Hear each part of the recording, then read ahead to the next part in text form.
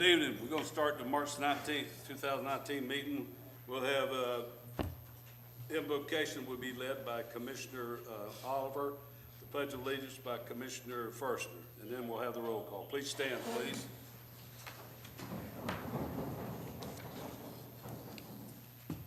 Before we do the invocation, I just want to make just a quick announcement about the different things that we've been seeing in our, not in our country, but also around the world with the axis of evil rearing its ugly head throughout our communities. And we are very familiar with what has happened, not only in Central Florida, but all the way on the other side of the world. So we have people that have succumbed to these evil deeds all over the world. So I just want to make sure that we also remember those that have fallen, not only in our community, but all over the world. Let's bow for prayer. Most heavenly and gracious Father, we come to you in the name of your Son, Jesus Christ. Lord, we come to you right now lifting your name up on high, praising and exalting your holy name, Lord. Thank you so much for this day. Thank you for your creation and allowing us to be a part of your creation yet one more day. Lord, right now as we conduct this commission meeting, we ask that you will allow us to touch and agree. Lord, pray that for the leaders here that are making decisions on behalf of the citizens, that you will give us a level head, give us strength, Lord, to make good decisions on behalf of the citizens. Lord, we also want to pray for those first responders out there that keep us safe each and every day and every night as we sleep. Lord, I pray that you just provide them protection from hurt, harm, and danger. And Lord, I also want to pray for the citizens of Ocoee, Lord, that you would just watch over us, Lord, guide us, bless us, bring us closer and nearer, not just because we're neighbors, but because we are brothers and sisters, Lord. So we just pray that you would just continue to bring this community closer, Lord, and that we will continue to move forward as a community. Lord, when all is said and done, we're going to be so careful and so grateful to give you all the honor, the glory, and the highest praise. Lord, these are all things we do pray in the only name that matters, and that is your Son, Jesus Christ. Amen. Amen. Amen. I pledge allegiance to the flag of the United States of America and to the republic for which it stands, one nation, under God, indivisible, with liberty and justice for all.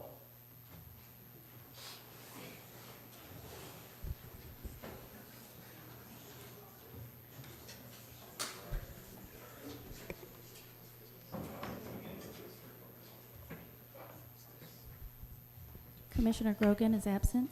Commissioner Wilson? Here. Mayor Johnson? Here. Commissioner Firstner? Here. Commissioner Oliver? Here. We have a quorum. All right. Presentations and proclamations. We have none tonight, so it's comments from citizens and the public. I have a couple here. If it's not on the agenda, then we can talk about it beforehand. So we have one here from Lashana Gefford. Lashana, is that you? Yes. You come up to give us your name and address. You said my address? Yes. Okay. Your name also. My name is LaShonda Jaffard. My address is 1314 Austin Bays Boulevard. That is in Apopka, Florida. But my business is here in Ocoee. So what I wanted to talk to everyone tonight about is a lot of the cities are hosting or have hosted different festivals in relation to pets. I am also the owner of the Paw Shop located on Silver Star and Clark Road, and I'm also the founder of Paws of Hope. We are a local pet rescue, and we do a lot of work here in Ocoee. So what we're wanting to do is host the cities, or with the city potentially, a pet festival where people would come out. We'd invite local rescues. We would also have, food trucks, different vendors, a doggy fun zone, just a family-friendly day where everyone can bring their animals and kind of enjoy with their families. We are hoping to be able to partner with the city with this event because we want to make this something that we do every year for the community. Being that I have a business here, I really see the need and I see the love that everyone, a lot of the residents have for their dogs and their cats and birds and so forth and so on. So my directors, we've decided that we would like to host the event here at Bill Breeze Park. We've already took the initiative to go into getting an insurance policy of at least $1 million to cover the event. And like I said, we hope to partner with the city of Ocoee to bring something like this here, because other surrounding cities, Windermere, Longwood, every part of town, they have these kind of events, and I noticed that Ocoee didn't have anything like it in regards to pets. Anybody got any discussion? Have you, oh, sorry, can I ask a question, please? Yeah. I'm sorry, I didn't mean to interrupt. No, please go ahead. Have you, by any chance, have you vetted this with the Recreation Department? No, I haven't discussed it with the Or the recreation. city manager's office? No, I haven't. Okay. I personally would like you to go ahead and go through one of those departments. Yeah. I'm not negative on it, please, Yeah. by any means. I just kind of, we hear about it maybe the first time up here. Sometimes I like to see that if it's been discussed with Recreation. I know Mark Johnson's in the back, he's our director, and our city manager is here. But I kind of like to see it kind of vetted with them first. Okay.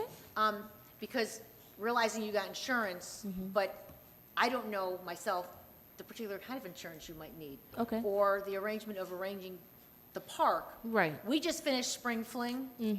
And let me tell you that Spring Fling was quite a challenge because of the condition of the park. Yeah. And that's why I would like you to be talking to them, because I don't know what the condition of the park will be Right. in October. Yeah. Because it was great, they did a great job, but was it like last year? No, we just had new grass put down. I mean, Yeah. things worked out well, but I kind of would like to see it start with there and then come to us, Okay. just to get the particulars ironed out and see if Okay. it's something. It's a great idea. Yeah, I agree. Thank you. It is, I just like to start there. Yeah. Okay? No, thank you. Thank you. You're not already giving these out, are you? No. Okay. Well, what I'd say is the same thing as Commissioner Wilson would go through the different departments. The only problem is this is 2 weeks before the other when we have Founder's Day, so, Yeah, that's, and the time frame. So I don't even know yet what the time frame is to having all that park done. So I think you need to maybe go, like I said, and deal with the Parks Department and see Okay. if we can work out some things with it. maybe Mark could raise his hand so she can see who he is. Yeah. Okay. Come on up. Just so. You want to talk, or you just I- want to I- tell who you were? Just, all right, that's the recreation director, so you can get his card or get with him and meet with him in his office or something, see if we can work it out. I have a Alright. question. Go ahead. How many people do you anticipate having at this type of event? I'm anticipating maybe 300 plus people. Okay. Where's your business located? It's Silver Star and Clark Road in the public shopping plaza. Besides the ice cream shop? Yes, we are.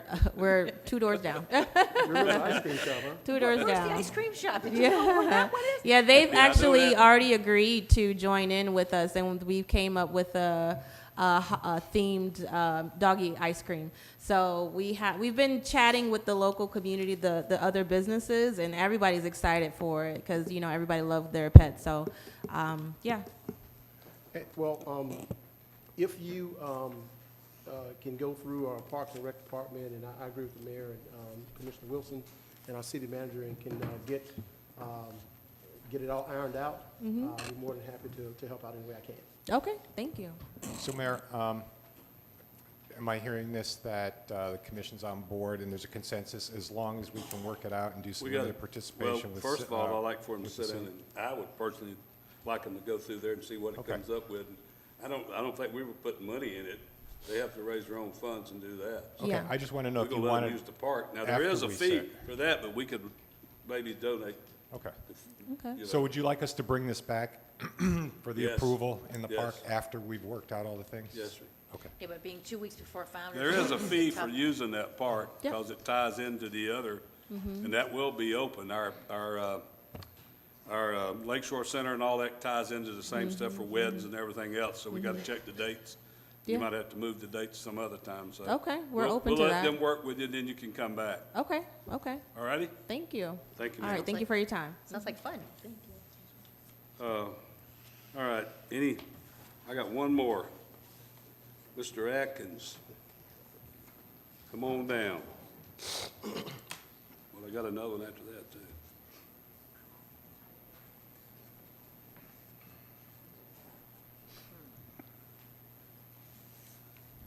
Thank you, Mayor, and thank you, Commission. My name is Chris Atkins. I live at 606 Ridgefield Avenue. That's here in Ocoee, Florida, in the Brentwood Heights subdivision.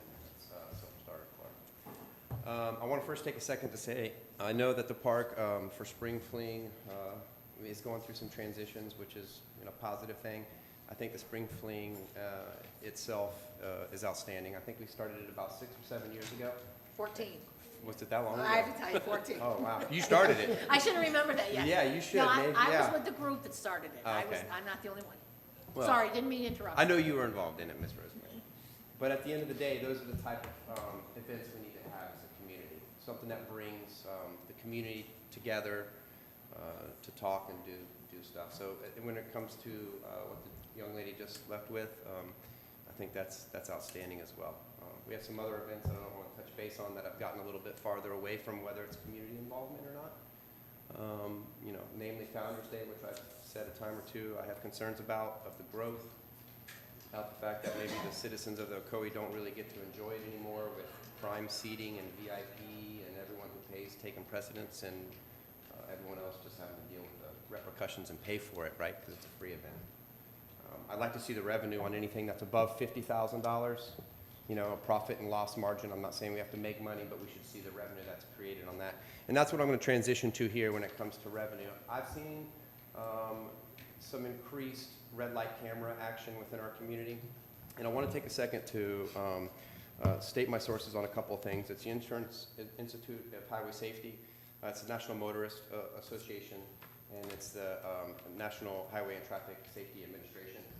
What they basically have said since 2005 to present is that these red light cameras typically do have about a 10 to 15% savings on front impact or side impact traffic accidents, but they actually create or generate 25 to 30% more rear end accidents. And typically, if you look at the statistics would say that rear end accidents create more overall injury than the other that are stated. So I start to look at something from a standpoint of where does the money or the revenue go for these programs and how are they being utilized. The current structure is that the red light cameras are applied to our millage rate.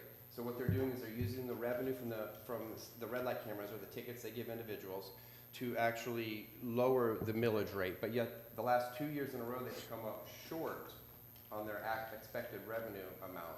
So when I think of that, I start to think about whether or not it's something for safety or whether it's something, yet again, to create another way to add more revenue to the city. If you look at our outstanding city, our millage rate is the highest of all comparable cities within Orange County. If you live in a house that's under $130,000, if you include the non-ad valorem fees that are assessed to your tax base, it doubles your tax rate. If you live in $1 million house, they charge you the same amount of money. We've utilized those funds to secure 20 years of loans to build our downtown infrastructure. And I'm not saying that that's a bad thing. I'm just saying at what point in time does the citizen stop having to worry about paying out all the time? My kid wants to go play basketball at the Gym Beach Center, he has to pay. If he wants to swim in the pool, he has to pay. If I want to use a credit card to pay my water bill, that's $20, I have to pay. And at some point in time, the city has to start looking at whether or not we continue to pound our citizens for expenses and at the same time not worry about whether or not who they're affecting. My problem is a lot of these cameras are located at, of course, the highest trafficked areas in our city, typically our lowest income areas in our city. So the people it's disenfranchising is people who typically live paycheck to paycheck or here to there. And if you look at the statistics would tell you that these intersections that have these cameras produce more accidents than less. This happens to be a fact because I actually pointed it out to my commissioner, Rosemary, because I went to the public event recently that actually laid out the graph of the area for the FDOT is going to be putting some roads in through here. It happened to show the red light camera at the corner of Ocoee Road and Silver Star Road. Since 2011, there's been over a 35% increase in rear-end accidents at that location, year after year. So at what point in time do we start to think, is it safety or is it revenue? Chris, you only get 5 minutes, so let's move it along. No worries, no worries. I'm Mayor. worried because Yeah. you're going over. Okay. And talk to us. We're up here, not out there. Talk to us. We're the Well, ones you're talking to about that. I know. I But respect that. I appreciate that. Take time a minute. I want you to talk to us. Yeah. You have a habit of, you talk to the audience, not to us. We're the ones you gotta talk to about this. I know, All but right? I'm trying to They'll represent hear the you. taxpayers. They'll hear you. Yeah, I'm They'll trying to hear you. represent the taxpayers because they're not here very often, and I do. Chris, I'm not trying to argue with you, I'm just telling you. Yeah. Your time's running out, talk to us. Okay, okay. Well, it's 6:30, so I'll give myself 2 minutes. Is that okay, Mayor? Is that fair? You can hit the 2-minute clock if you'd like. Because, sir, I actually do talk to my commissioner. That's fine. I talk to All my, right, time's up. Time's up. If you can finish in a minute, you put it on a minute. You got a minute. I don't need you to keep telling me about you talk to the commissioner, just talk to you us. said I don't talk to you guys. Nobody said that. Okay. Finish talking, got a minute. Give me a Put it minute, on go the ahead. clock. At the end of the day, we are a city that is taxed heavily, feed heavily, and is growing heavily. At what point in time are we going to start paying attention to the people who don't make that much, which is the majority of our city? I've seen people come up here who are World War II veterans that had their water taken from them that they used to get paid for, and they have fees that they can't afford to pay anymore because they live on a fixed income. Why the people that live across Highway 50 live in $1 million houses and pay the same amount of money. That's called regressive. We can talk progressive if we want, but that's called regressive. We have to look out for people who make less. We have to look out for people who are homeless. We have to look out for people who can't quite make it but week to week. And it seems that, to be honest with you, we're the whooping stick. And red light cameras, statistically, would say that that is the case. That's what I have to say. All right, thank you. All right, a couple of things. On the tax thing, one of the problems, like where you live, if you give me the value, of your house, I can tell you, your tax, we can't cut things for people just because this gentleman's living in a house that's $400,000, his tax is not gonna be what yours. You do not pay the same tax he pays. Actually, I don't pay the same tax. I pay the It's same fee. It is my time to talk, Okay. so But if That- I could have sat down, but I can now, respond? go sit down. Okay. You can sit down. I'll go ahead and talk and let you sit down. Well, no, if you're No, talking, I no, just sir, speak, you no? can go sit down. No, I can't. You can go sit down. So you can say what you want, but I can't I can respond. say what I want now. You've talked, I'll let you talk, okay? Yeah, Because I'm gonna answer some of the stuff you said. but I can't respond. Now, I'm gonna, Mayor. Chris, if you keep on, you're not even gonna be in here the rest of the meeting. That's fine, too. You can say what you want, I can't respond, it's not fair. Chris, you had your time. The tax rate is, if people pay more taxes on their high dollar houses, they're not getting as much as you're getting. They're getting just the same thing as you're getting, but you're not paying what they're paying. So you're paying a low tax. Our ad valorem rate has gone down for 3 years, not going up. The other part of it, in the red light cameras, I don't, if 3 people up here vote to do away with those red light cameras, we'll do away with them. That's how it works. But I can tell you, I don't particularly like people running through red lights. Now, it has nothing to do with voting on the money, it's voting on somebody running through a red light and crashing. If you want to take the police to let them show you some of the film where they've run through the red light, go look at it. Because they run through them and run in and hit people. It's the first time they hit at you or your wife or kids, then you're gonna want them. So that's probably the other part. The ad valorem tax rate, you don't pay that much as this other gentleman do over here. That's not their fault, it's not your fault. You've got your house. That's disingenuous. That's, you can't change it around to make it better taxes lower for you. The tax rate, if you keep talking one more time, you are gonna be out. I always give you plenty of time to talk, but you gotta let somebody else talk back. So, just to let you know that the tax rate it's the same rate all over town. So if you have a high dollar house, you're gonna pay more taxes. If you got a low income house, you're gonna pay less. All right. I'm just going to say, at this point, Chris, I know I'm your commissioner, we've had multiple discussions over all this, and probably not going to solve anything right at this moment, but we'll continue to talk. Okay, thank you. Well, I also want to speak about the red light cameras as well, and I've ahead. stated on many occasions that I'm not a big fan of red light cameras. I've looked at some of the data that you mentioned. I've seen some of that data. I've also stood on that corner before, just standing there, and I've watched people blow through and scared me. I had to go back, step back, for fear that if there was an accident, I would get hit with debris. So I think that they do serve a purpose, but I do believe a lot of them is revenue-driven. And also, one of my agenda items to talk about tonight was red light cameras. I wrote it down. It's about red light cameras. I've been noticing the increase of red light cameras. We have a contract on red light cameras for North and South Clark Road, at the Silver Star intersection. There's a contract to put those in. It's been in place for about a year or two now, that contract. Well, To put them there? We've had them in since 2010. We've recently, Charlie, last couple of years, we've added 2 or 3 more. However, the construction on State Road 50 prevent us from activating them, and we may be getting to that point right now, and I think the chief could address that. And, Well, and buddy, move. just last but not least was, I want to, if memory serves me correctly, when we actually voted in the red light cameras for north and south Clark Road, that we did state that there would be a mobile digital sign on both sides, north and south, for about 30 days, alerting people that the travelers on that road, that the cameras are there and they're active. So I'm just wondering what is going to be the implementation plan for that. So I imagine the people have seen the new cameras have gone into place on Clark Road at Silver Star. They are not active yet. They have just been installed. We will be alerting all traffic that those lights will be coming active, and we also will be doing a grace period of warnings only. Chief, can So- you just explain the grace period? Do they get something in the mail that says this would have been a ticket, however, this is a grace period? We and plan to watch- do that for a certain amount of time. I believe it was accordingly. 3 months. It might be 30 days. We have found that in residential areas, that people that get alerted of it do better. They do stop more often. So if they either get a citation, they know it's there, or in this case, get a warning, we're hoping to change their behavior. But those people that are traveling through that are running the red light is who we're trying to target, not the people that make mistakes, once in a while thing. Again, if we can warn all those people and nobody runs through it, that would be fantastic for us. So there will be mobile signs alerting people. There will be mobile On signs. both sides, north and south. And warnings will be sent out if they run it for the beginning of that time frame. But Where's yes, that- both of where's those that will happen. located? Excuse me? The one at Silver Star and Clark? Silver Star and Clark I've has, already been there for years. no, now we're going on Clark Road as well. You Oh, approved you're that doing the back in extra the one. middle of last year. Yeah. Yeah. But they just installed, so all 4 at Silver Star and Clark. Okay. One of our worst intersections. I'm not particularly fond of the turning right on red part of it anyway. I think I've talked about that for years. I'd rather do away with that, but that's part of it, I guess. But like I said, it can be voted on.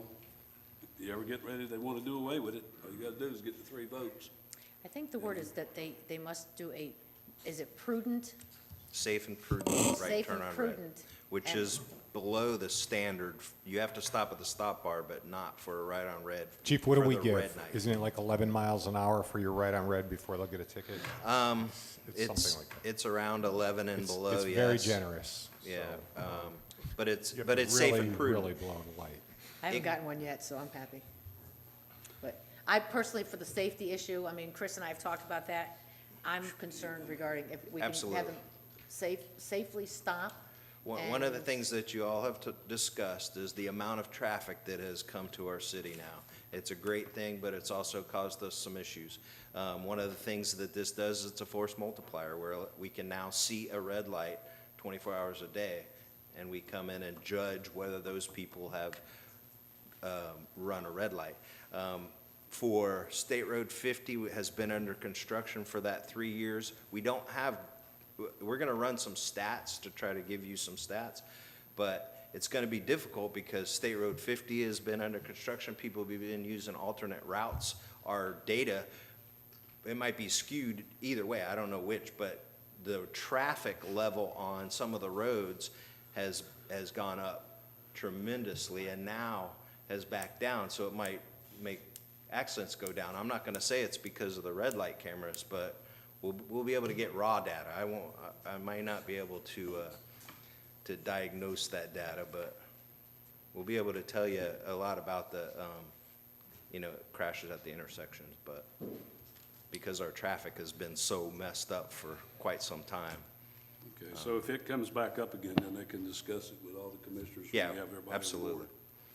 Yep. All right. And of course, we in the police department use these for crime solving, and we have done that in some very major cases, so just so remember that part.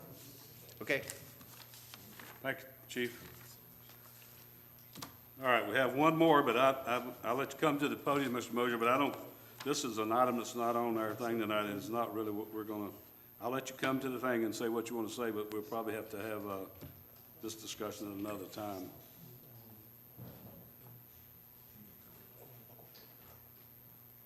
So thank you. I'm excited. It's my first time speaking at a public meeting, so I'm happy to do my civic duty.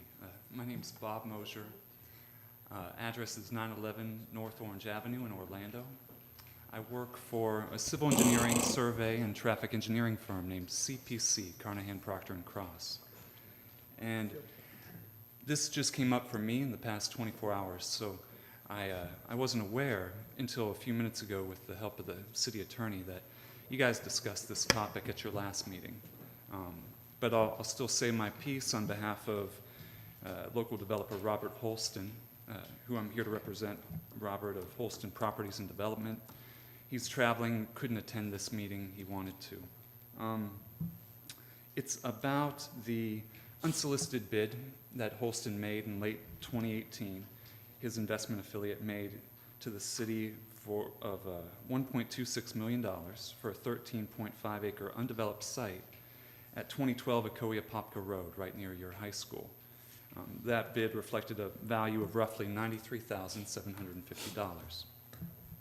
So after Mr. Holston's offer, the city got an appraisal that valued the land at $2.92 million, and 2 other unsolicited bids followed. Now you're considering foregoing those bids and issuing a formal request for proposals, or you discussed that at your last meeting. I thought that was going to be tonight. It was my mistake.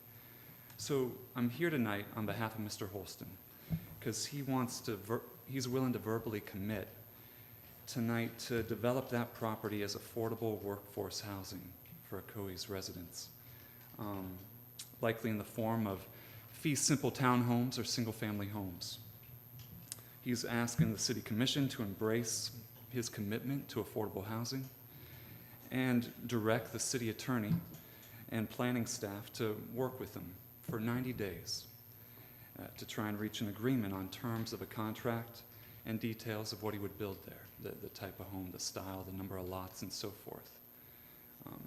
Mr. Holston, he's developed a wide array of single-family subdivisions and urban infill projects around West Orange County during his career. They've all been market rate or upscale homes. But now he sees firsthand how so many working class Orlandoans are priced out of the housing market. And he wants to be part of the solution with this property. Orange County's median household income has been about $51,500 over the past 5 years, according to the latest U.S. Census Bureau data. City of Ocoee's median household income is just over $66,000 over the past 4 to 5 years.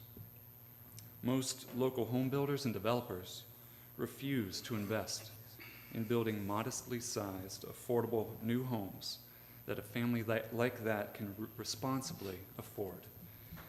So if you're willing to commit or bring this topic back up for discussion at your next meeting to an affordable housing vision, to explore affordable housing vision with Mr. Holston, with consideration for the original bid that he made, which I think was in December.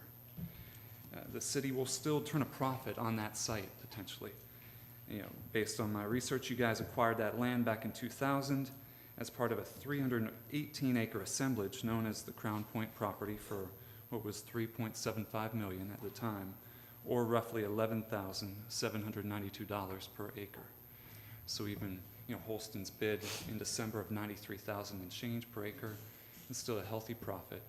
And Ocoee would be doing what so many municipalities talk about in this area, but few take action on, which is putting some skin in the game with a developer to try and tackle affordable workforce housing. So with that, I'll pause. All right, I'm going to let the city attorney explain to you what we have to do. Yeah, I explained a little bit to him before the meeting, but what the city commission made voted on this at the last meeting to not accept any of the 3 unsolicited offers that we received, but instead direct city staff to put together a proposal or RFP that we would send out to other home builders, other developers, with a packet of what the city's requirements would be for, if that's off-site improvements or development standards, and send that out to the home builders and developers,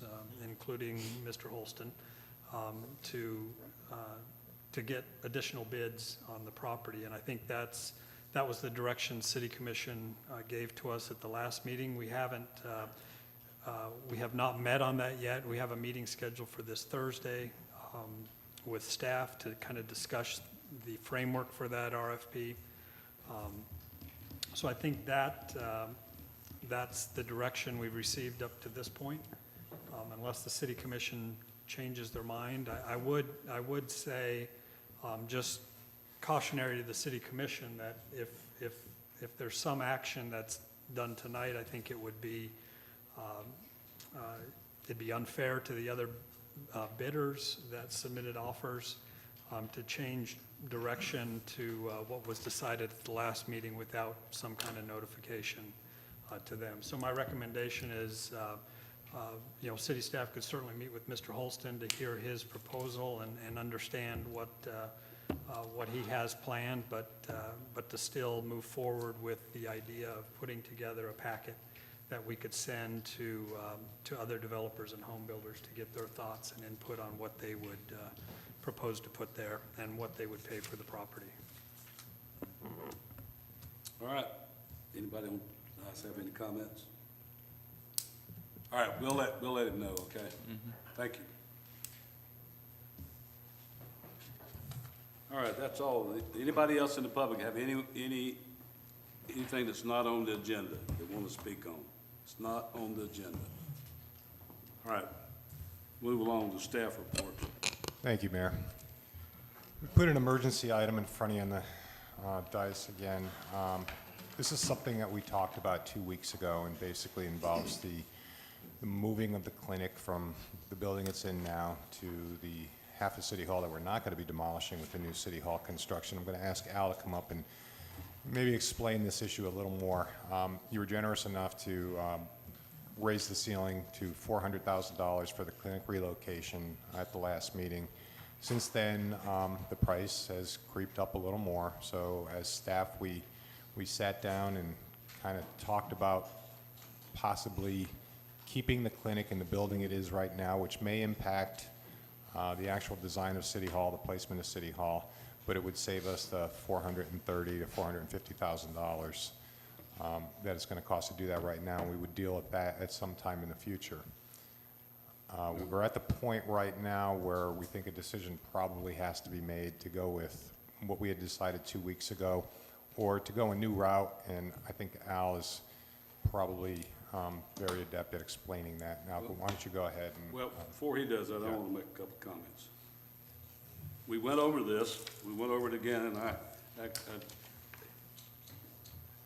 the thing about it is, leaving that building where it's at is not going to work. It's going to be in the whole place where we designed and spent all that money to design and put in the new facilities over there and taking that building out of there. So the 400, it will not be over $400,000. The developer, whoever this was that put in this, has already called. They want to meet with Rob Friday and Craig Friday. And are you working Friday? Yes, sir. Well, you can be in it too. So I think we approved $400,000. If we don't go over the $400,000, that building needs to come out of there. If you're gonna build a brand new City Hall and redo all that park, redo all that area with the road, why would you leave that there and spend whether you say it is or not, it's gonna cost $100,000 to dress up that building. Because you gotta put a roof on it, you gotta redesign the front, you gotta redesign the side. Then comes the time when City Hall gets built, we don't wanna keep that facility sitting there. So no, I think we put the bid out at 400, we approved that, and I'm sticking to that. So I think we need to wait at least till we get through with the meeting Friday with Rob. You can be there, and with the developer or the builder and Craig. Go over it, so go ahead. I knew this was gonna happen, the money, talking about the money part, we had the money in the bond, Somebody keeps saying, well, you don't have the money. Well, if you ain't got the money, we don't need to be doing the rest of that stuff. The money's inside that bond issue, and we're saving money here, we're saving money there. That building does not need to be in that area where we're gonna redo, and we've told everybody that building's coming down. It will not work being sitting there in front of the Lakeshore Center and in front of behind City Hall. So, Mayor, my concern right now is, and, we can have this meeting, but if he comes in, we're about $430,000 right now, commission authorized $400,000. If he can't get it down 30,000, then we would have to Well, bring that's it what I'm back. saying. We'd have to delay for 2 more weeks, so. what I'm saying, Rob, if he comes in Friday and tells you he'll do 400 and they can get it down to there, then it can work. Agreed. I'm just saying if he comes in at 405 to 410, then we would have to wait 2 Well, more then you weeks and gotta- bring it back to the commission Yeah. again. We've, Which is, I think, would impact the groundbreaking for yeah. City Hall. Well, I don't know. I So- think that's already been moved twice already. The groundbreaking was supposed to have been in April or May. Now it's going to July. Just a simple question, why the increase? Again, there was approval for 400,000, and Right. obviously, something happened, something Bonds slipped, and- or something happened, and then it was an increase of $30,000, it's just why? Right. There were a couple of things that happened. One was that the original quote of $370,000 did not include the work in this end of the building to move human resources down there as step one. That was an additional amount of money. That was $36,000. The $370,000 price also included 2 value engineering changes to the plans that totaled about $20,000.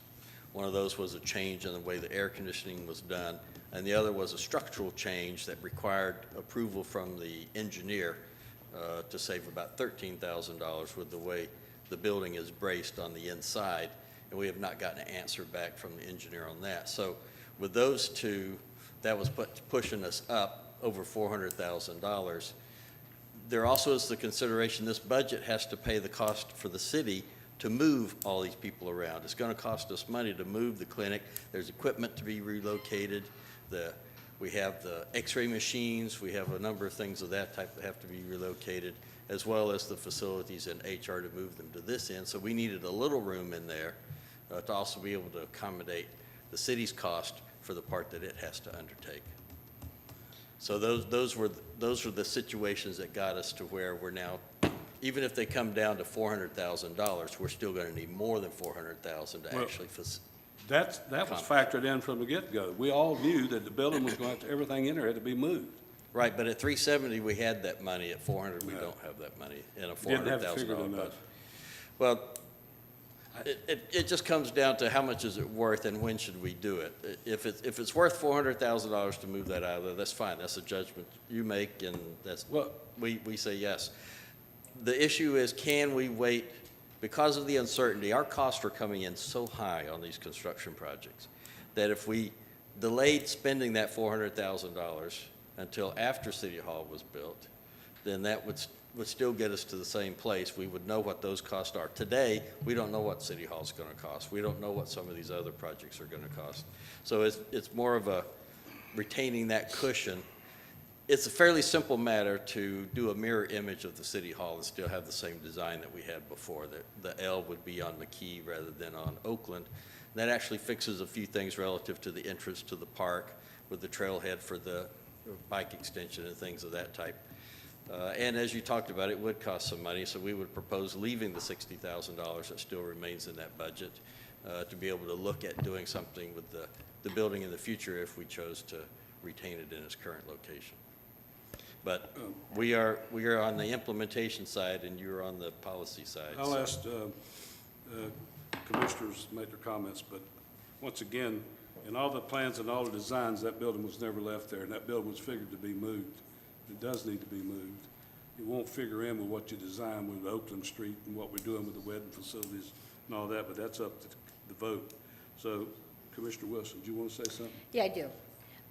Could you explain something here? It says at the time, adverse soil conditions were discovered in the area. What are we referring to? We're talking there about on the park project. This is one of the other things that we potentially might need some money for. We were planning to build sort of an underground retention pond in the parking lot of the Lakeshore Center. Kind of like that one that's in the building out on Old Winter Garden Road? Yes. Oh, yes, okay. yes. Okay, That It would be under the parking lot, and we'd pave over it, and you wouldn't know it was there. But it requires sandy soil. And all the soil tests that we had done around the campus had been in places where buildings were going to be constructed. We didn't do any tests out in parking lots. But it turns out the parking lot where we were going to build it, you get to a depth of 4 feet and you hit clay. And that clay is in there all the way down to 12 feet. Clay, water won't go through. So we're going to have to redesign the storm sewer system for the park project. We're having a meeting tomorrow afternoon to get all the engineers together to set a direction on that. So this is whether it's going to cost the same, cost more, cost less. We don't know at this time. We're trying to find answers. And of course, that goes through a regulatory review as well. So this is the nature of the uncertainty that sort of frightens me a little bit relative to being right on the edge money-wise on each of these projects. I have some concerns regarding, at this point, moving the clinic over to the HR building. I think we're kind of in flux where it's many different things. We're gonna have to move HR, then move them again. Okay, so we're incurring cost upon cost. And I understand that we're seeing higher costs coming in on items within the park, that we have our phases, and we know that some things are going to have to change as we go along. I mean, that's standard because prices have increased from the time we planned this 2 years ago or 3 years ago. I'll be quite frank, I'm not in favor of moving the clinic until I know that's where it's going to be, and that's where it's going to have to stay, because if we keep moving things and keep rearranging, it's just adding dollars. So I know I'm going to be disagreeing probably with the mayor, because. Oh, come on. Oh, come on. That's why we have right now 4 different opinions. Because I guess I want to see some, I think I want to see some adjustment in the plans. Because knowing that costs that are going up from phase 1, phase 2, phase 3, what are we going to have to give up? What are we going to have to change before we start spending $400,000, $500,000 of our residents' money to move things around? Right. So I'm not ready to move it until I know for sure that's the direction we have to go. $400,000 could be quite a chunk in something else we're doing in the park. Right, well, you'll recall we ran out of budget on the park project already and had to cut back on some of the facilities there. And that concerns me also. All right. So, thank you. The $400,000, is that to demolish the current building that's on Oakland? What No. does that encompass? That encompasses moving human resources from one end of the annex to the other, simply because of space considerations, and then to relocate the clinic down there. It includes a complete rebuild of the west end of the annex building. Okay, And that will so- impact HR and the commission office. So that cost is going into the annex? That would go into the 400,000. annex. So there's about $36,000 currently proposed for moving HR to change the space that Bracy and Brown were in, to fix that for HR to be there for the 12 months that will be needing to Okay. put them someplace. And then the rest of the money, the $370,000 was for the, going down to the other Okay. end for the clinic. I think that's a good use for that annex building. I'd like to see the clinic in there. And what I'm afraid of is if you take that $400,000 and reallocate it to some other project, it's going to jeopardize that movement down the road. We're going to have to find that $400,000 all over again. What I'd like to see is for us to put our heads together and come up with some options. Now, I know you're doing a very good job with juggling all these different projects and the resources that are allocated to them, but I'm just wondering if we look at it as a whole, what you have out there, if there's some place else we can get that money to do the relocation of it. I don't know. I'd like to see the facility stay where it is right now until we come up with a plan to move it over to the annex. Well, a couple of things we could do there. Of course, the money for moving the clinic is coming from the allocation to the Silver Star Road project, the $445,000 that for advanced funding some of the project planning efforts for Silver Star realignment. I think that from the perspective of, we can leave that reserved for the clinic relocation. But we don't want to impact additional time for the city hall planning. No. They're wanting to start the planning for they want to start drawing the plans today, actually. We finished the programming part so they know how much space each of the offices is going to need.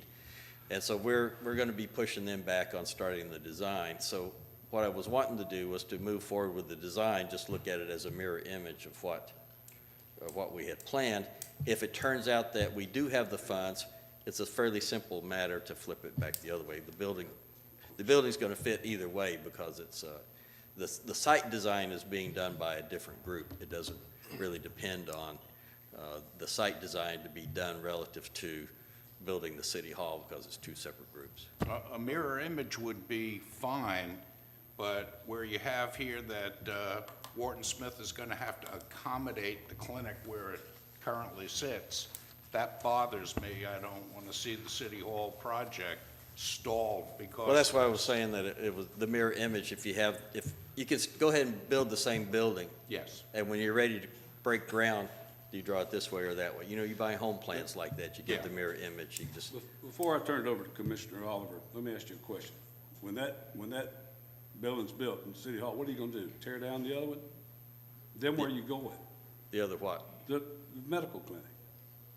Well, by the time we reach that decision, we'll know how much City Hall's gonna Then cost. you gotta come up with more money.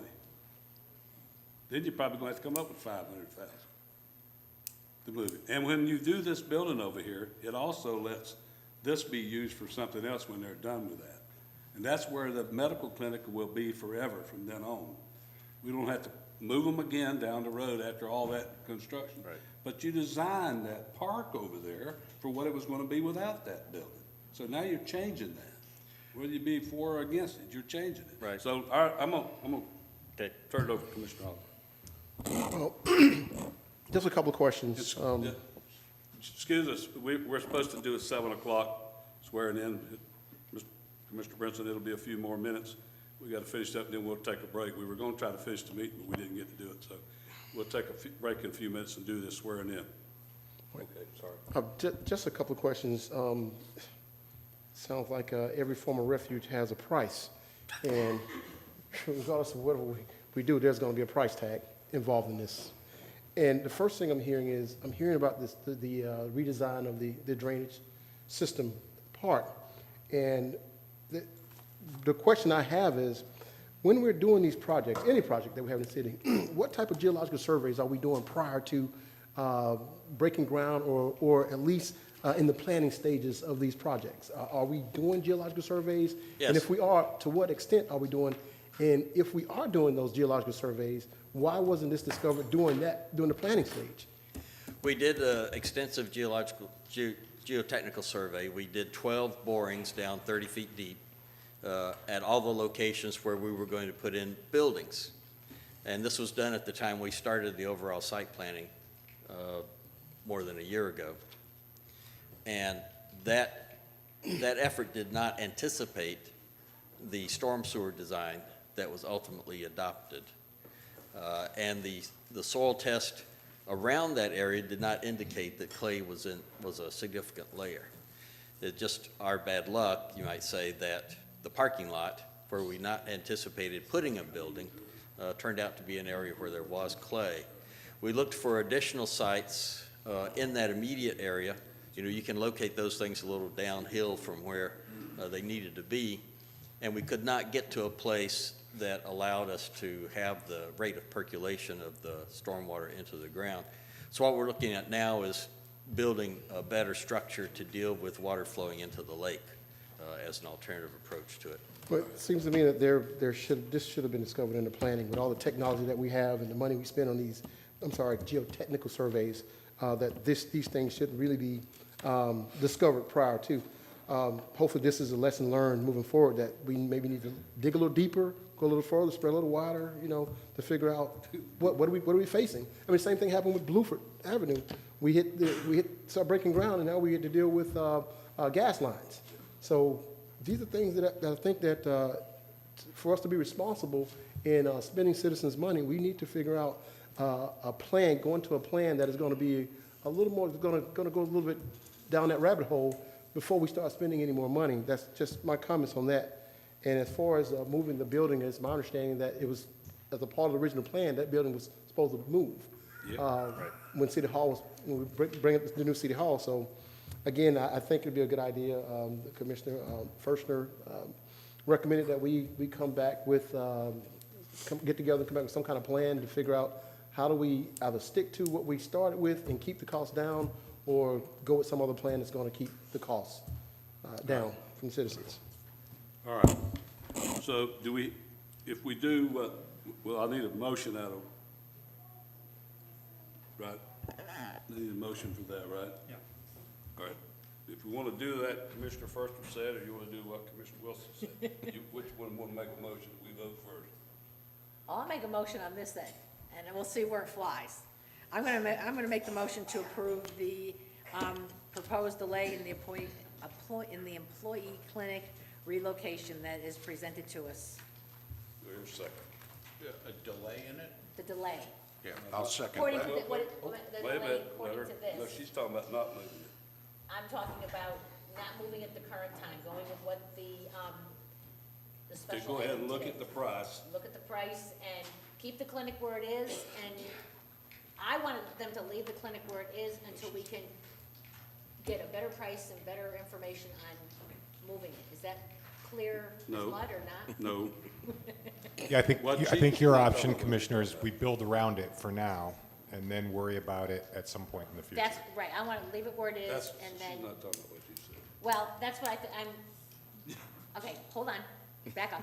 I want to leave it where it is, and for us to get a better grasp of how we can move forward, leaving it where it is or moving it, but at the current time, I do not want to move it. All right.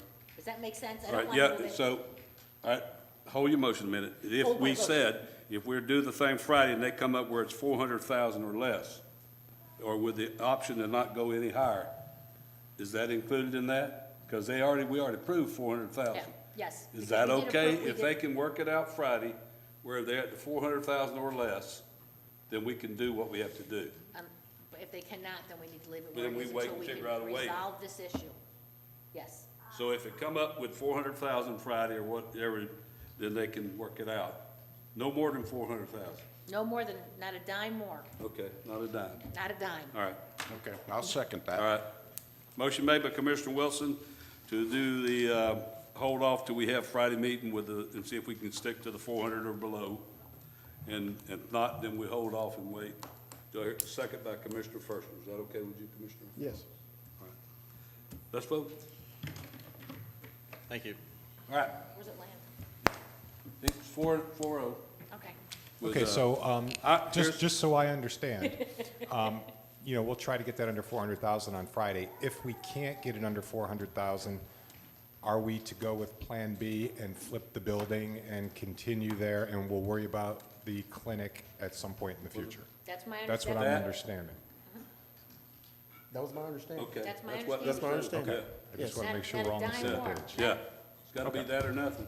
Can it be 400,000 and a penny? No, not 400, no. We'll throw the not- penny in. okay, I think in my original motion, I said not a dime over. I can donate a penny. Donate the penny. Now you're really getting All right. technical. That was the only What thing we're I gonna had. do, sorry, folks, what we're gonna do is we're gonna take about a 10-minute, maybe 15-minute intermission. We wanna, swear in all, not take 15 minutes. We're gonna swear in all the commissioners, so we'll start with, new commissioner, then we'll go with, Commissioner Firster, then the mayors. So we're gonna take a 15-minute break, try to start back at about 7:25.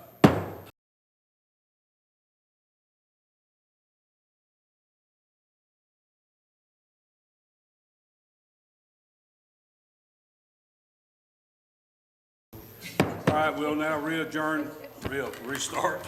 We'll have the clerk do a roll call once again. Commissioner Brinson? Here? Commissioner Wilson? Present? Mayor Johnson, Here? Commissioner Furstner, Here. Commissioner Oliver. Here. We have a quorum. All right. We're going to start off with the Commissioner's announcement. Commissioner Branson. Nothing. All right. Commissioner Wilson. I will say something later, thank you. Commissioner Furstner. Not at this time. Commissioner Oliver. Not at this time. All right, I got a couple announcements. Due to the election, the planning and zoning meeting scheduled for Tuesday, March the 12th has been moved to next Monday, March the 25th at 6:30 p.m. here in City Hall. The police department is hosting a Shred to Protect event on Saturday, March the 30th from 9 a.m. to noon or until the trucks are full at the Ocoee Police Department. The first box is free, a suggested $5 donation per box with a limit of 5 boxes. This event is being sponsored by the Ocoee Lions Club, the Rotary Club of Ocoee, and the Women's Club of Ocoee. Also, City of Ocoee Fire Department, open house, Saturday, April the 6th, 2019. They look like they got ice cream sandwiches on here and hot dogs. 10 o'clock to 2 o'clock. Station number 25, which is the main firehouse right down on 563 South Bluford Avenue. Food, games, raffle tickets, station tours, live DJ, cotton candy, bounce house. Free fun for the whole family. We look forward to seeing you there. April the 6th, Saturday, 10 o'clock to 2 o'clock. All right. Consent agenda. Motion to approve? Second. Motion made by Commissioner Wilson to approve the consent agenda, seconded by Commissioner Furster. Any comments? If not, let's vote.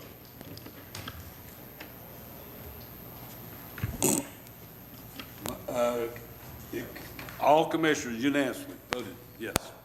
All right. Let's move on over to the public hearing. Sale of property located in northwest quadrant of Clark Road and A.D. Mims Road at the Meritage Homes of Florida. City Manager. All right, we've had some discussion on this property before. This is a piece of property the city owns at Clark Road and A.D. Mims Road. The city had this under contract at least on 2 prior occasions. The city purchased the property for a fire station, which was eventually relocated, made the property available for sale. We had it under contract at one time for a charter school. More recently, under contract to a home builder for a single-family subdivision. That contract fell through. We were approached by Meritage Homes, wants to do a 64-unit townhome project. City Commission authorized staff to work with Meritage to negotiate a contract for their purchase of the property. The purchase price is $1.1 million. It would be for 64 townhome units. Closing would be that there'd be a 90-day inspection period, and then closing would be 12 months after that inspection period.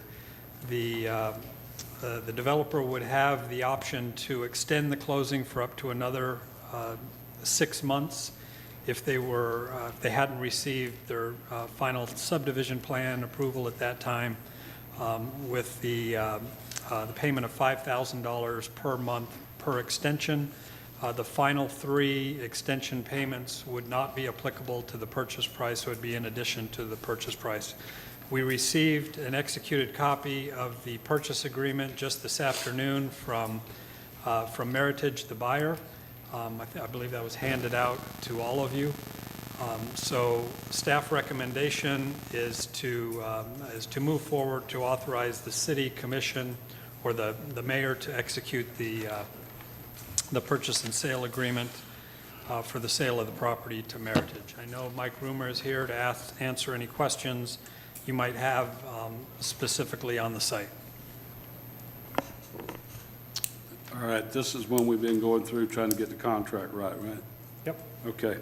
All right, it's on the, for Commissioner Branson, it's up on Clark, in the corner of Clark and A.D. Mims Road. All right, so Mike, do you need to say anything or not? Unless somebody wants to ask anything. Anybody want to ask anything? Yes, I do. Seeing that is my district, and just looking at the information on this sale here is again, we purchased this property for $3.5 million in '06. We're selling the property for $1.1 million in 2019. Part of it, I'm sorry. part of it. Yeah, it's, Part of it. Part of it. right, we retain, the city We're retains the using about commercial piece, 3 acres? 3.5 acres. 3.5 acres.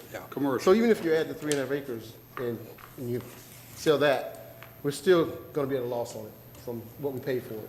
But I understand, we gotta do something with it. But, I'm hearing 64 units, a potential of another 128 vehicles. So here we go again. Same conversation that I've had before when we talk about building, anywhere near Clark Road. And we talk about infrastructure. And my concern here, once again, is we're gonna unleash another 128 vehicles, potentially 128 vehicles, right at where the road bottlenecks, right where it bottlenecks. So the question I have is, I'm reading this public hearing announcement, but I'm not seeing anything that addresses infrastructure when it comes to adding these units so close to where we already have traffic problems. Mike, can you answer that for the traffic study? That comes with the, when they bring in the plans? Yes. I mean, the item tonight is for language of a contract and moving forward. For the developer to move forward and meet their contract obligations, they would come before this commission in a public hearing on a preliminary and final subdivision plan, which would discuss some of those items. But I do want to point out some history on this property and then show you some items that are coming up that will. This project this property is a part of the Prairie Lake PUD. The original development agreement was 1991. I just took a caption just to show you that sort of this property was looked at and vetted years ago. It's 1991. In the development agreement, they had to provide the right-of-way for Clark Road. They had to design and engineer the construction of Clark Road, and they had to construct the east 2 lanes and the eastern curb of a future median for a future 4-lane divided highway. With that, it says the city agrees that the property shall, to the extent permitted by law, have vested for the purpose of off-site transportation concurrency. What that means is all of the development within the Prairie Lake PUD, this is the subject tract of which portion of it is up for in this contract. All of these projects, all of the units, those trips are vested, which means at the time the development comes, we cannot test them for level of service on the roadway. We can't look downstream. All we can do is operational at the intersection. That analysis will be provided at the preliminary subdivision plan. And if, per se, one of these tracks or the overall development was going to develop at a higher intensity, we could then test for concurrency. This track was approved for 125,000 square feet of commercial, which would generate thousands of trips. You're going to find at the time they come in for the preliminary final site plan that with the proposal of 64 townhomes and the remaining commercial development, it's going to be a de minimis. We're not going to have that opportunity to look at it for a level of service. So that's this project. We will look at the intersection of that portion of that road and Clark Road to see if we need to extend a turn lane, provide a right turn decel lane. But we cannot test it, look at the impacts at 80 Mims or Clarecone or Ocoee Road. Do want to use this time to, this is a flyer on citywide transportation improvements, and specifically, I can tell you what we're looking at in this area is, as I said, the Prairie Lakes development provided the right-of-way for a 4-lane divided road in the future. They just had to construct the east 2 lanes, which we have. So we do have in our possession the full right-of-way for a future four-laning of Clark Road from where it terminates near, where it winds back down near 80 Mims all the way up to Claricona Ocoee Road. We're looking at a future signal at Hackney Prairie. We presently have the extension of Clark Road. There are two portions already constructed. This middle portion is at close to a final engineered plan for Arden Park, and Arden Park will be constructing the four-laning of the extension of Clark Road. And we are also have significant conversations, Commissioner Oliver, you can elaborate on that, a future signal at Ingram Road. So there are some improvements in the future that can be made under a capital improvement budget. Presently today, as part of the Clark Road signal modification, the signals from Highway 50 to Claricona Ocoee Road are being retimed. They've been designed to flow in increased traffic time, roughly from 50 to Claricona Ocoee, gaining 4 minutes when the school is not in session. Admittedly, most of that makeup of time will be south of Clark, but there will be an improvement from 80 Mims to Claricona Ocoee. So I wanted to kind of give you background on this piece. We'll see this project again, and what's going to happen is I'll go through this development agreement I showed you, because it says once they have met the terms, we will make sure that this PUD has met all the terms of their transportation in order to verify that they're vested for those number of trips. We'll also look to make sure that they haven't increased any intensity in any of these tracks. And remember, there's a tract up here which is still undeveloped. We have townhomes, we've had an ALF, but that they haven't exceeded those. And then we'll show you what the transportation analysis says with regards to turning movements into and out of the site. And with that, I'll answer any questions. So it seems to me, and again, I only ask a question from the standpoint of the average citizen doesn't have this background information. They wouldn't know about vested agreements and contracts and how that works. But what they do know is, they know there's 64 units going up. They do know today that there's another, or when it happens, at that time, there's another 128 cars on the road. This is what they know and this is what they see. So these questions are based on the average person not having all this information. But it seems to me that there is a plan to actually increase the trips with the lights, with the signals, and that's something we can do right away. Being done. As far as the widening of Clark Road, that will be something in our capital investment budgets. Yes, and if you're looking at projects potentially fund in the future in 5 years, 10 years, if you're using a scorecard, the benefit of Clark Road is we own the right-of-way. We do not have to go out and purchase from different property owners and go to mediation. So that's a big, we don't have the design or the engineered plans to have a shovel-ready project. But we do have the right-of-way, which in that length is really big. That helps reduce the cost. So this information that you're presenting, how do we get this to the citizens? We're going to present this flyer. This is a flyer of all the proposed roadway improvements in the city. We're going to do a social media blast, website, social media. We'll make all of these available to the commissioners for copies for when they attend HOA and POA meetings, and any other suggested ways we can get this information out. We've primarily looked in the past at looking at social media and handouts to the commissioners.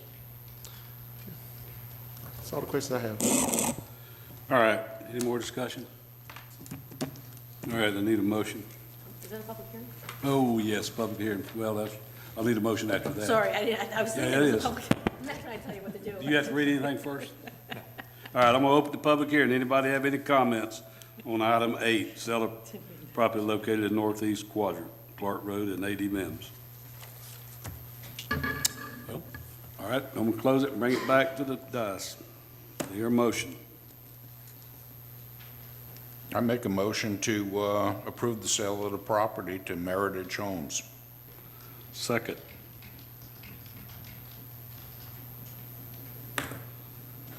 I'll second that, I'm sorry. Motion made by Commissioner Forster, seconded by Commissioner Wilson. All right, no more comments, let's vote. Motion carries unanimously.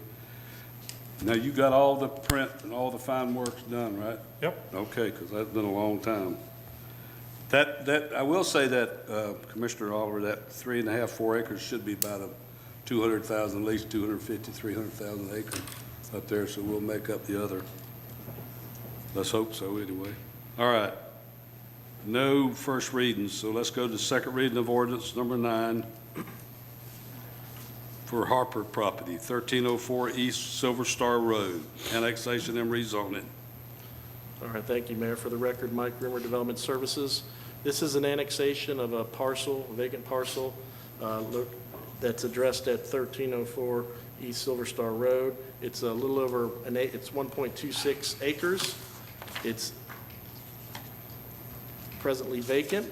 The property adjacent on the east is within the city's limits, and it's owned by the same property owner. So it's just bringing in the rest of the property into the city limits. This is a commercial property, so it will come back at some time for a site plan and have to connect to city utilities.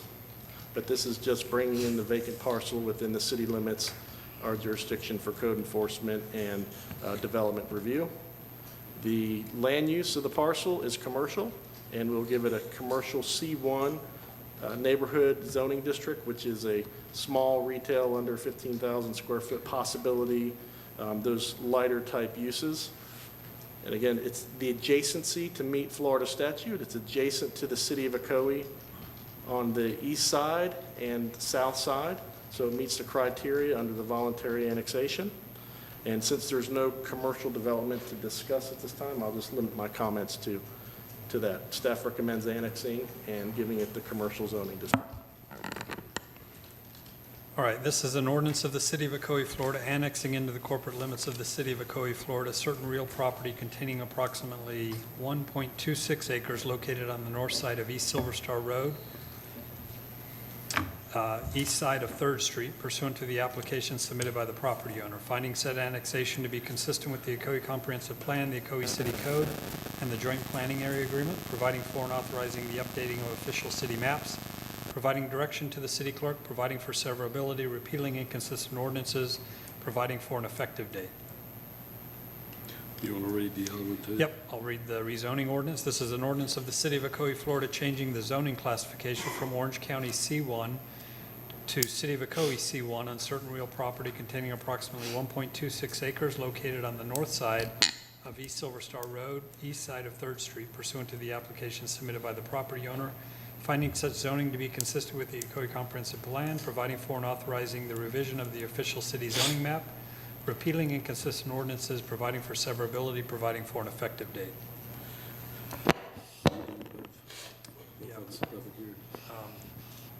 Yeah, we need to All right, I'm going to open the public hearing. We'll talk about both of them, the second reading of annexation and the second reading of rezoning. Anybody have any comments pertaining to those two issues with this property?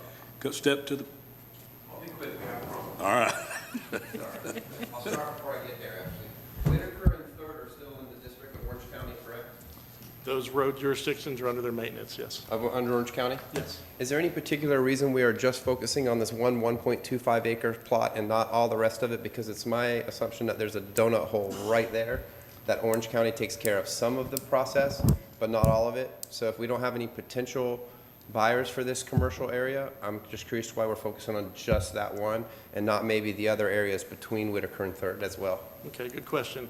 Annexation under Florida law allows you to annex properties from the county into the city under two statutory processes, voluntary and involuntary. In this case, the property owner came to us, signed an application, said we want to annex. Involuntary would be where you'd have to have no more than 10 acres, and it's a process of slightly developed land or developed land. It's a process you work through with Orange County to jointly annex the property in. That is a process we had started with the county at one time. However, we didn't agree to all the terms. They wanted to allow people to back out of annexation and create more of that missing puzzle pieces, as you said. So primarily what you see is always voluntary annexations, where the property owner comes and petitions, says, I want to annex into the city.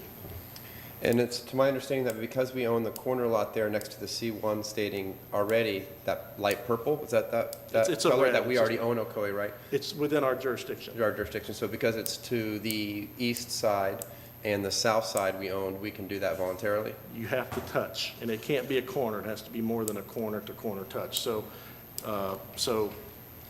something like that boundary that you see might not be enough to satisfy Orange County, but because a road or a body of water does not inhibit that, so it easily meets on the east and south side.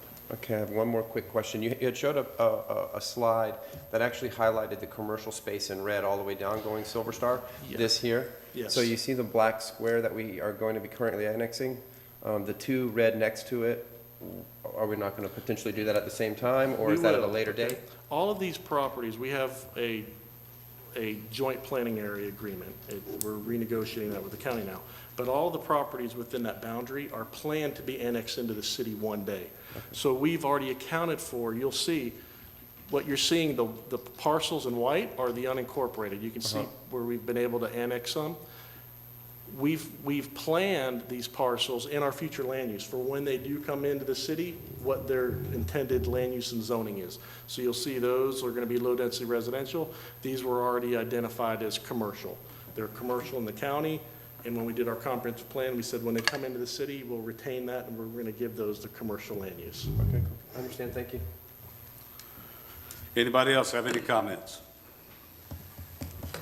All right, we'll close it, bring it back to the dais. We first need to do the annexation, motion for the annexation. I'll make a motion for the annexation. Motion made by Commissioner Oliver, do I hear a second? Second. Second by Commissioner Wilson. Any more comments? If not, let's vote. Motion carries unanimously. All right, now I need a motion for the second reading of a rezoning ordinance. Motion to approve? Commissioner Wilson made that motion, do I hear a second? Second. Seconded by Commissioner Oliver. Any more comments? If not, let's vote. Motion carries unanimously. All right, thank you. All right, thank you, Mr. Rumer. No regular agenda, any more staff items? No, sir. Comments from commissioners. Commissioner Oliver? Yes, I do have one comment that I brought up at an earlier commission meeting, but we just ran out of time. We have the hollow ground marker on Baskin Road. There's no signs that directs people to that marker. It's back in the middle of a neighborhood, and what I'm looking for is some kind of consent that we can, from the commission, that we can ask our staff that we could come back with some kind of plan to place a street sign on the corner of North Lakeshore Avenue and Laurel Ridge, directing people to that hollow marker, to the hollow that hollow marker there. So I'm just wondering if we can actually get some kind of consensus from the commission to see if we can get what it would take for us to get some street signs out on the main road, which is Lakeshore Avenue, North Lakeshore Avenue, and Laurel Ridge Road. Couldn't we put one of those, is it wayfinding signs, the ones that we have? Yeah, just away from, yeah, that's exactly what it is. Wayfinding, A wayfinding Steve back sign. there?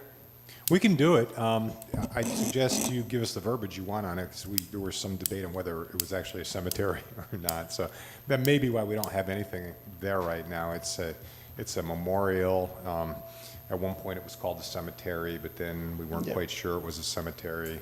I don't think there'd be any restrictions on putting something like that up if that's what the commission would like to do. We have Steve look into it.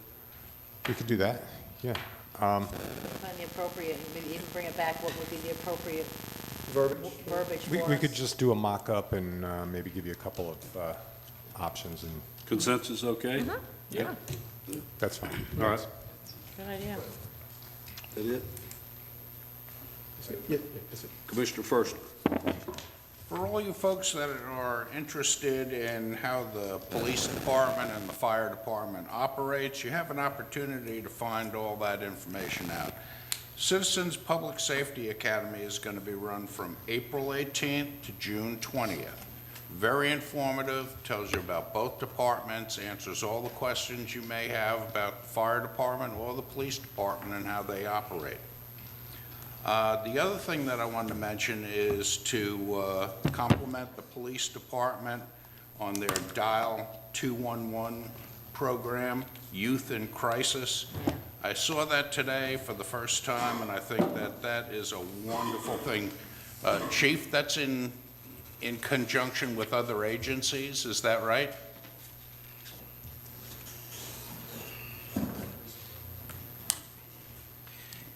Yeah, that is not our program. When you're calling that, I believe, is it county or the, yeah, it's the county's hotline, but we are definitely promoting that. That is a very big thing to us, that we protect our youth and the juveniles that are in I crisis. think that's excellent. For the folks that don't understand what that is, Youth in Crisis, it provides a hotline. You dial 211 if your child is having any type of problems that is getting more and more severe, and you're having trouble coping with that. Before it explodes and boils over, you want someone to help you. You dial that number. It's available to you 24/7, and those folks will get out some professional help to you to help diffuse that problem and make recommendations on how to deal with the situation that you're involved in with your child. Very worthwhile. People pull their hair out because they don't know where to go, they don't know who to ask. This provides that opportunity for you if you're having problems with your children and you feel that it's getting out of hand. Call this number and they'll provide some help to you and guidance, and hopefully they'll diffuse the situation and get you and your children the proper help that you need. That's all I have. Commissioner Wilson. Yes, thank you to Deputy Chief Simon Placencia, I'm sorry. That was very informative when you put that out on Nextdoor, that, and I'm hoping people are reading it and getting it, being able to use that, so thank you. You do put a lot of information out on Nextdoor, and I appreciate that. I have a couple things I want to discuss. Number one is, this past week we had the Spring Fling. I want to thank everyone who's involved getting the park ready for that. It was quite a challenge, I'm sure. I don't know where Parks and Recreation did a lot, but I'd like to thank all those who helped with the 2019 Spring Fling, which was our 14th event. And so I'm so excited because I've been involved since the beginning with some other residents who started this, and I think it went very well, and I'm looking forward to the future years. But Marge Johnstone, Sue Galick, Steve Gocklin, Dorcas Stiller, Deborah Booth, and Carl Booth are the ones that have been on the group of us that have been putting this together for years. And we couldn't do it without all of our wonderful city departments, the utility department, police department, fire department, recreation department. We couldn't do it without all of you. It's a wonderful event. We were able to bring 3 clubs in, the Lions Club, the Women's Club, and the Junior Service League. Took care of the food, which we know is a mainstay of the event. If you feed people, they will stay. And they did. And we know we had over 800 people attend. And this year, we scaled it back quite a bit because we didn't know what the condition of the park was going to be. And I think we probably had just as many folks come who have come in the past years, and we just hoped that to get bigger. So thank you so much, and thank you to the city, because that is a wonderful event, and if you've never been, please come. It's a totally free event, which means no one pays a thing for a hot dog, chips, soda, anything. It's a lot of fun. So thank you to everyone who was involved in that. I know that Rusty already mentioned, Mayor already mentioned the Shred to Protect event, but that's happening on March 30th. We'll be at the police department. That's another event that's in conjunction with the city, the police department, and with 3 of our local clubs, which is the Ocoee Rotary Club, the Ocoee Lions Club, and the Ocoee Women's Club. And again, we're very concerned with protecting your identity. Bring a box of items that you want shredded. The first box is complimentary. After that, we are asking for a suggested donation of $5. It will go to the clubs. It's going to be a wonderful event. We have 2 trucks coming, and they're going to be shredding the items on site. So again, it's just an opportunity to get rid of those things. If you've got them in your garage, you've had businesses, you want to get rid of these things, you don't know what to do with them, come down on March the 30th between 9 and 12 to the police department and get them shredded.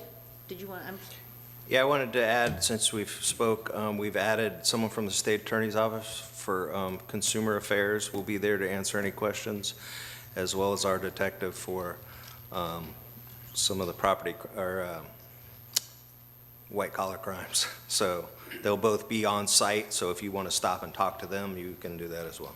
so you don't need to come shred anything, you could just come and talk to people.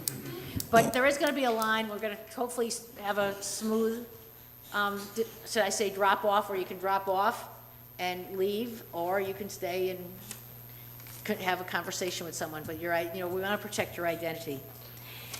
The other item I have, and this is something I'd like either to talk about tonight, or we can come back at a future time, at one of our future meetings, the dock, where we have folks putting their boats in down here, especially while the park is really upside down. I have some concerns because, first of all, it gets very busy, and second of all, folks are telling me that people are coming down, putting their boats in to clean them. And then they back them in, I guess, run the engine and leave.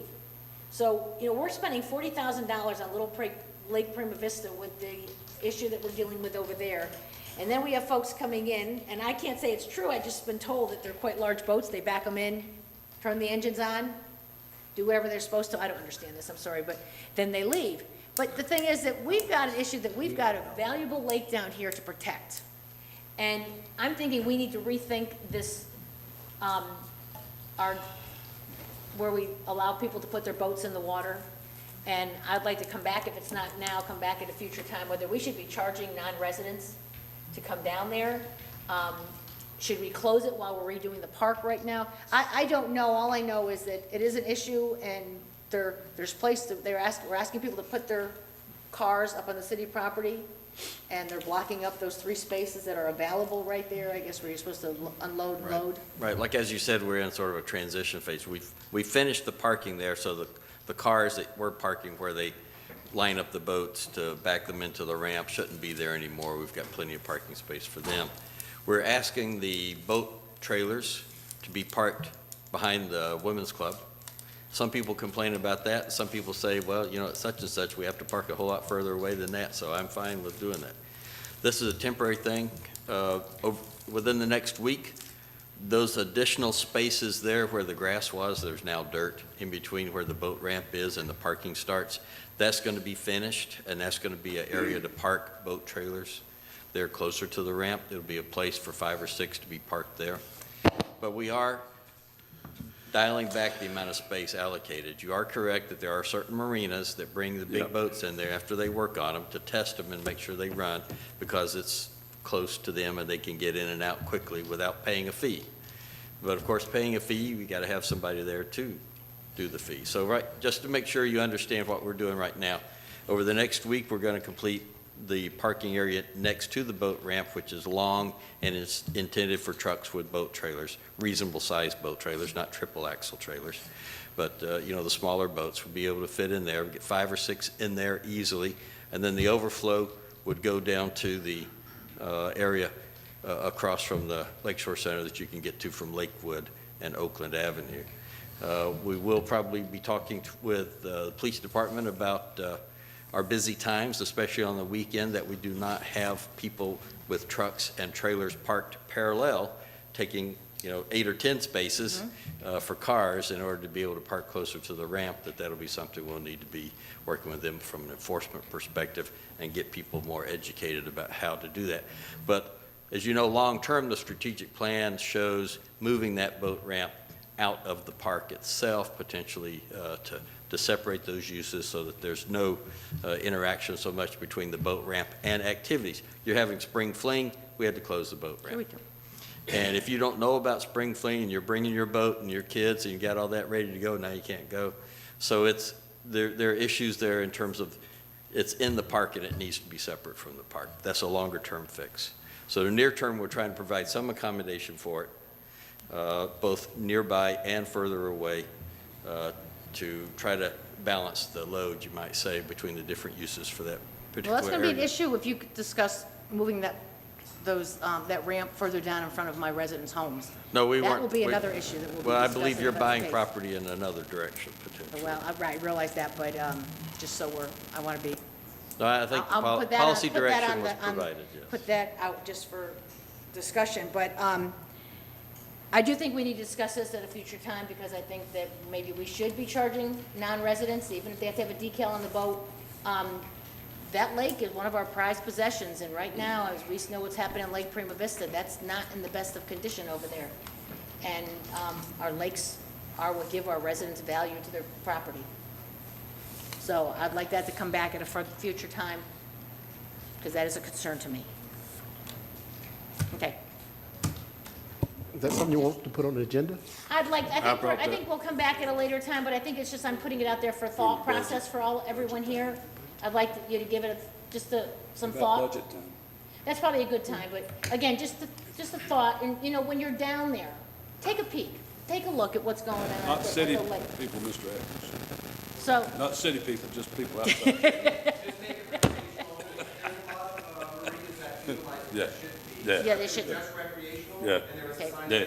Okay, but I'd like it when you're out and about, watch what's going on down there, and we can talk about it at budget time, but I'm just planting the seed at this point. Thank you. I have one question about the shred, the About shred what? event. I have some things I want to shred.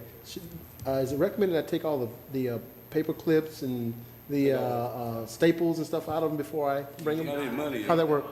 You don't, sure, Paper clips and staples and clips will go through the shredder. So I don't have to, okay, good. I don't have to go through all those papers and take all the if you're staples out of bringing, them. if you are bringing more than 5 boxes, we're asking if you'll just let us know. Bring $5. And bring, well, $5 donation. a donation, we're asking for donations, suggested donations, but, if it's more than 5 boxes, we just like to talk us, okay? But no, we welcome you, please bring them all. Thank you. Your own, Commissioner Brinson. All right, well, thank you for having me. Thank you for welcoming on board the commission this evening. I'm looking to actually dive in and not dip my toe in the water. So I know there's a lot of issues up there in District 1 that some of the constituency up there have expressed to me. And of course, I'm living up there as well, so I'm sure those are some of the issues I will be addressing here. Thank you. All right.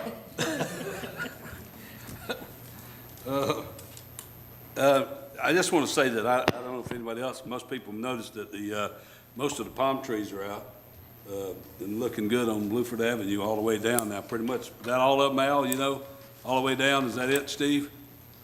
They look good. See where they filled in the concrete on the things too, that looks good. So we appreciate that. It looks great. I want to welcome our new commissioner on board, Commissioner Brinson. Looking forward to working with you. We all sit up here as 5 of us, and to get times we can all have different times to say things and different things to do, but we all try to come up and where we work together and come to the right conclusion for the city. We welcome you aboard. Looking forward to working with you. So, anybody have any more comments? Can I just say one thing, just to let you know? Tri-County League of Cities is going to be having the ethics training, if anyone wants to go to it, on May the 9th. If you want to put it on your calendars. just- May the 9th? May the 9th, that's when they're going to be doing the ethics training, if anyone wants to attend on May the 9th. Okay, I'll get more information for you. Remind us at the next meeting, will I you? will, just, thank you, If you, sorry. yeah, if you haven't had that, you got to have it every year, so thanks to the state legislators. Anybody else, any comments? Adjourn.